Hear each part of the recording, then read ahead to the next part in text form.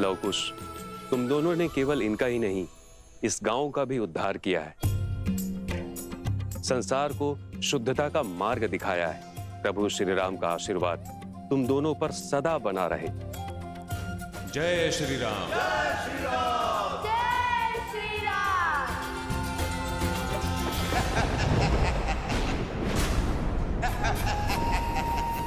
फिर हार गए? कुछ नहीं होगा तुमसे, किसी योग की नहीं हो तुम। रावण के कुल पर कलंक हो कलंक। तुम इतने निर्बल हो कि 2 बालकों से युद्ध नहीं कर पाए।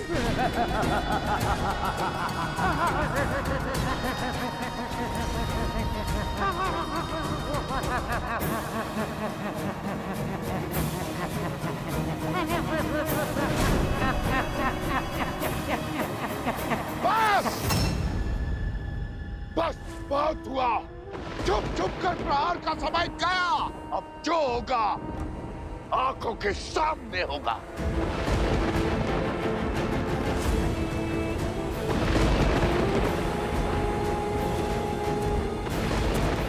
रोकिए इन्हें। क्रोध में मनुष्य सदैव अनुचित कार्य करता है।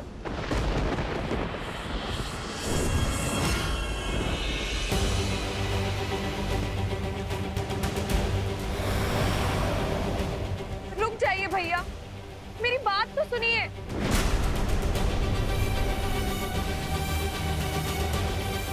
नहीं, मत सुनो इसकी। अपनी नाक तो कटवा ली। अब तुम्हारा अपमान करने चली है ये। रावण की मृत्यु का कारण भी तो यही है। राक्षस कुल के अंत का कारण ये है। हाँ हाँ, मत सुनो इसकी, मत सुनो इसकी, मत सुनो इसकी, मत सुनो, मत सुनो इसकी, मत सुनो इसकी, मत सुनो इसकी, मत सुनो इसकी, मत सुनो।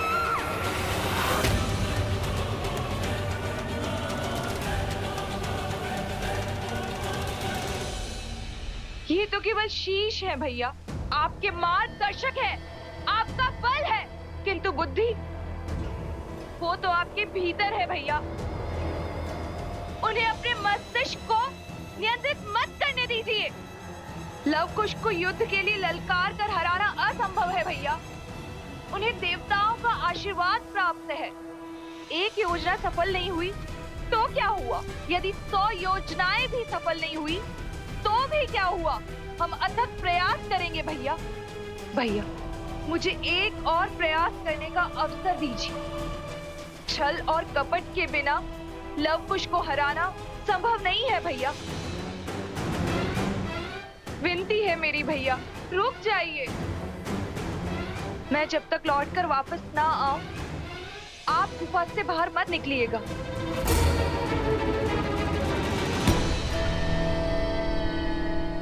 आज फिर तुम्हारी बात मान लेता हूं,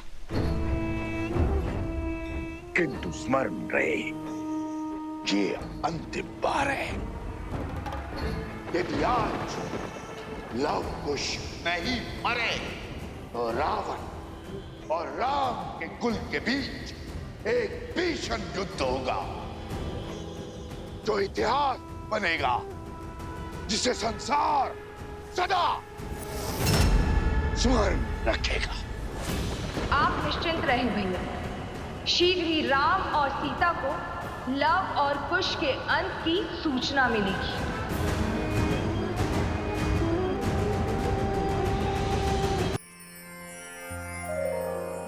धन्यवाद ऋषि कुमारों।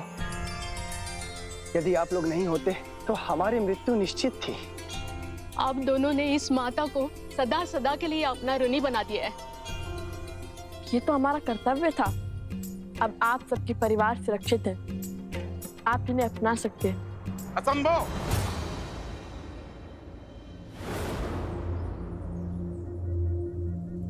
ये गांव के भीतर नहीं जाएंगे। क्यों? अपनों को अपनाने में कैसे संकोच? आज सुध लौट आई है, कल को पुनः खो गई तो? आज असुरों ने छोड़ दिया, कल को पुनः घेर लिया तो? कौन रोकेगा उन्हें? कौन बचाएगा हमें? सब अपवित्र हो गए हैं। ऋषि भारद्वाज के मंत्रों और माता गंगा के जल के बल से ये पावन हो चुके हैं। आपको चिंता करने की आवश्यकता नहीं है।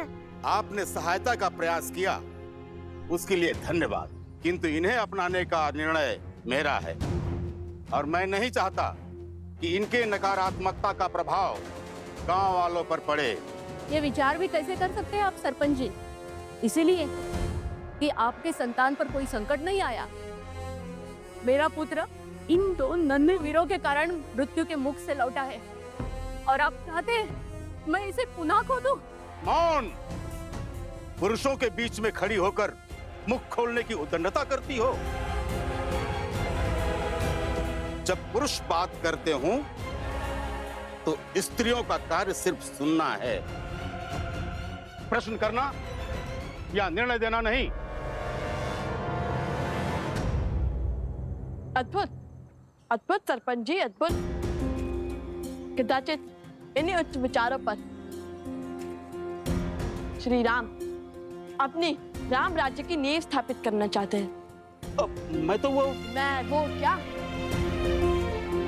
यही है ना राम राज्य की कल्पना, स्त्रियों के स्वर को दबाना। किसी कारण से यदि स्त्री घर शीघ्र न लौटे तो उससे प्रश्न उठाना, उसे कलंकित करना, उसका सम्मान और उसका जीवन दोनों हर लेना। महारानी सीता के साथ भी तो समाज ने यही किया था ना। एक वस्त्र की पत्नी वर्षा के कारण घर शीघ्र न लौटी तो लोक अपवाद को इतना बढ़ावा मिल गया तो श्री राम को उसका पक्ष लेने के लिए अपनी पत्नी महारानी सीता का त्याग करना पड़ा। आपके लिए तो आपके शब्द, आपके अभिमान और आपका सम्मान अधिक महत्वपूर्ण है, किसी स्त्री के कष्ट और उसके दुख नहीं। आज अपनी उसी सोच, उसी परंपरा के कारण एक माता को अपने पुत्र से भिन्न करना चाहते हैं आप। एक पत्नी को अपने पति से दूर करना चाहते हैं आप। संसार का सबसे बड़ा पाप करना चाहते हैं। क्यों?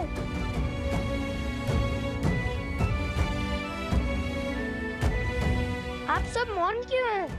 कैसे एक परिवार को टूटने का स्वांग देख सकते हैं आप? एक स्त्री के अधिकार और माता के भावों को कुचलने का खेल कैसे खेल सकते हैं आप? एक बात समझ ले आप सब और आपके सरपंच जी, जो स्त्री घर चला सकती है वो गांव भी चला सकती है और राज्य भी।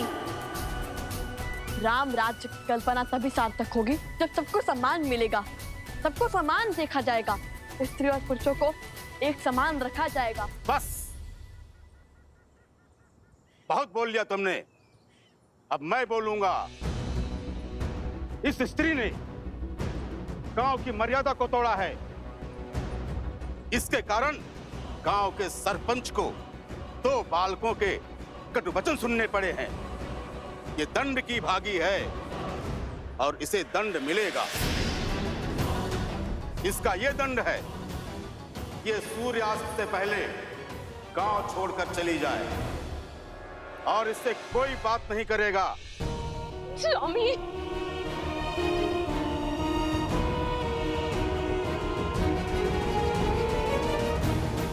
चलो। ये कैसा आदर कर रहे हैं आप? ये उचित नहीं है, रुकिए। कुछ युवकों के शरीर में असुरी शक्ति का वास तो था ही, किंतु इनके मन में भी असुरी शक्ति का वास है। अब इसे कैसे समझाए, कैसे इन्हें न्याय और प्रगति के मार्ग पर लाए?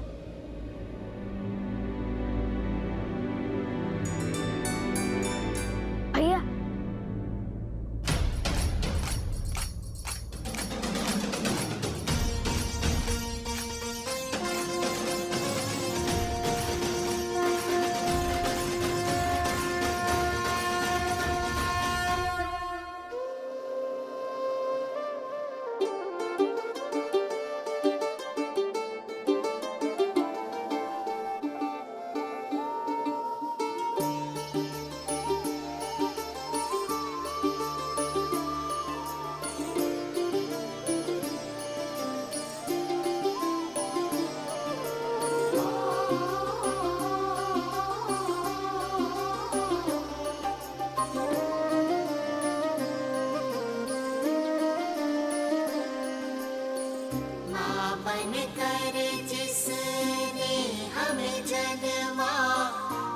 के बहन जीवन को संवारा, वन पुत्री घर को चहकाए, जननी बन जो वंश जलाए, जिसने बोलना तुमको सिखाया, क्यों खलती जो प्रश्न उठाया, पुरुष का कैसा ये हट अभिमान, राम सिया राम सिया राम सिया राम।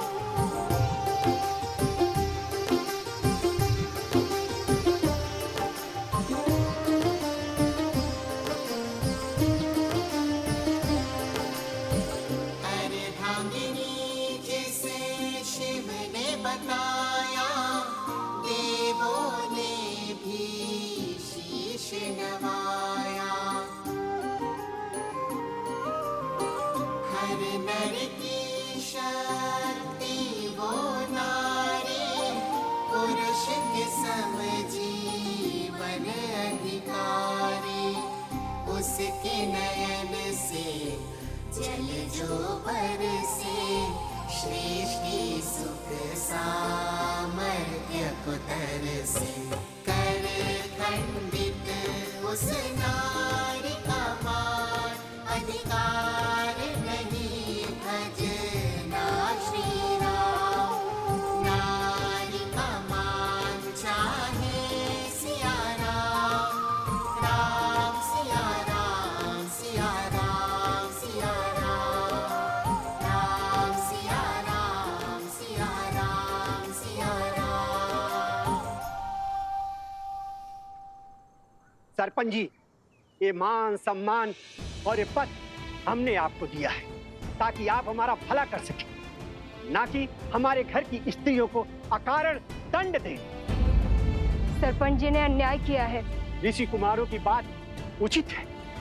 जहाँ स्त्रियों का सम्मान न हो, उनकी भलाई की चिंता न हो, वो समाज कभी आगे नहीं बढ़ सकता। हम इस सरपंच को नहीं मानेंगे। अब जिस स्त्री ने अपने अधिकार और सम्मान के लिए ध्वनि उठाई है, वो हमारी नई सरपंच होगी। हाँ, यही है हमारी सरपंच। यही है हमारी सरपंच। हाँ, यही है हमारी सरपंच। यही हमारी सरपंच। ऋषि कुमारों, आपके कारण हमारी सोच से अधर्म और अन्याय का आवरण हटा। कृपया कर हमारी नई सरपंच का अभिषेक करें। हाँ, आप ही अभिषेक करें। हाँ, आप ही अभिषेक करें। अद्भुत पुत्रों, अयोध्या पहुंचने से पहले ही राम राज्य की कल्पना को सार्थक कर दिया। आयुष्मान भव। जय श्री राम। जय श्री राम। जय श्री राम।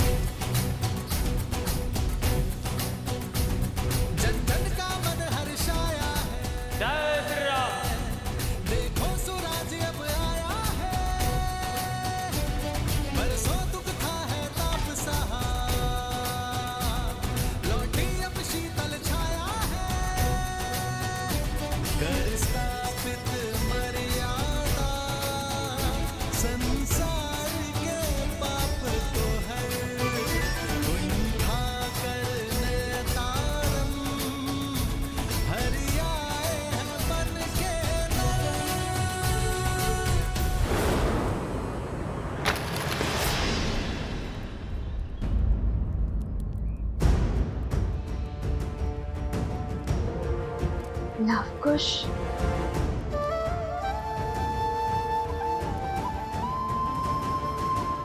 क्या हुआ देवी सीता? नहीं, कुछ नहीं, बस एक आभास सा हुआ, जैसे कि सब शुभ होने वाला है।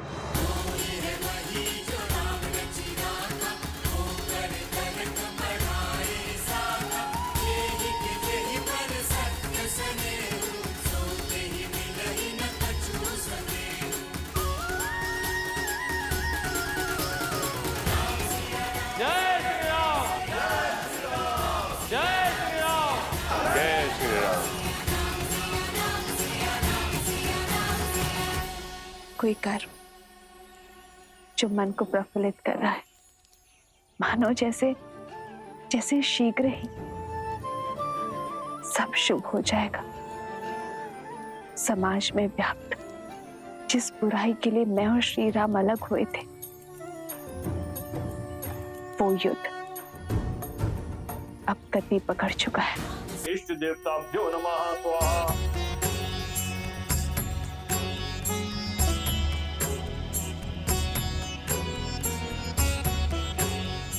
भैया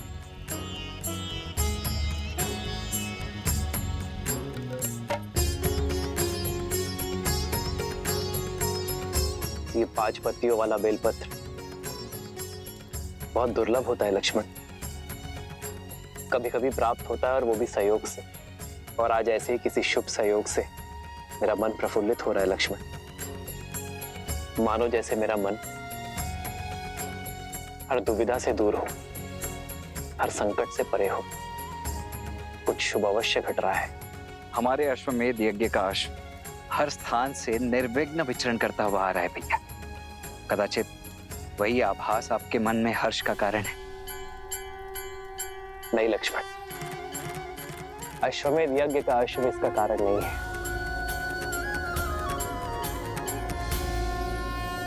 बल के 2 प्रकार होते हैं। एक वो जहां हम विरोधी को गिराकर उसे हराकर स्वयं को शक्तिशाली सिद्ध करते हैं, और दूसरा वो जहां हम अनुचित सोच को गिराते हैं, कुविचारों को हराते हैं। यदि ये अश्वमेध यज्ञ शक्ति का प्रतीक है, तो ये मेरी आशा है कि जिस कारण मैं और सीता भिन्न हुए, वो कारण ही समाज से मिटा दिया जाए।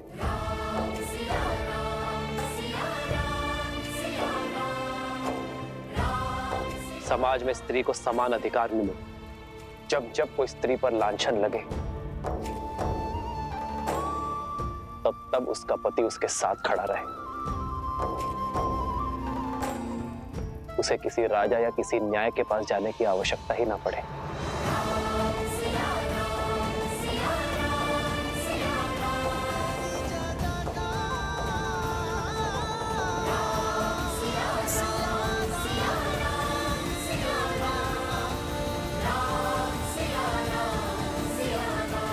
अति उत्तम भैया, आज तो आनंद आ गया।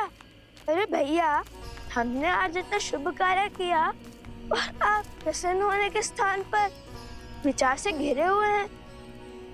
हमने जिस कार्य का बेड़ा उठाया था उसका शुभारंभ तो कर दिया, किंतु जैसे जैसे हम अयोध्या की ओर बढ़ेंगे, ये कार्य और कठिन होता जाएगा।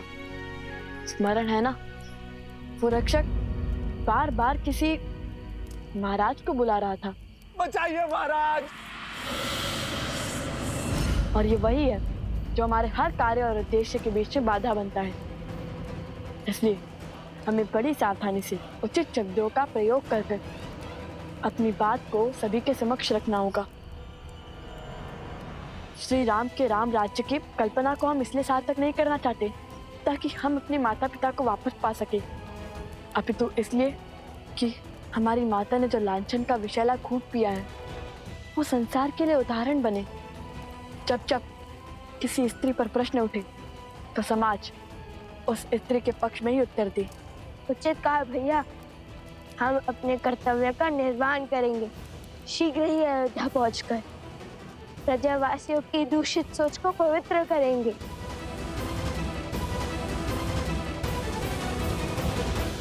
श्री राम के राम राज्य की कल्पना को हम इसलिए सार्थक नहीं करना चाहते ताकि हम अपने माता पिता को वापस पा सके, अपितु इसलिए कि हमारी माता ने जो लांछन का विषैला खूब पिया है, वो संसार के लिए उदाहरण बने।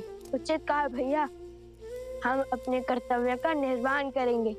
शीघ्र ही अयोध्या पहुंचकर प्रजावासियों की दूषित सोच को पवित्र करेंगे। पुत्रों, अंधेरा हो चुका है। आज रात्रि हमें यहीं रुकना होगा।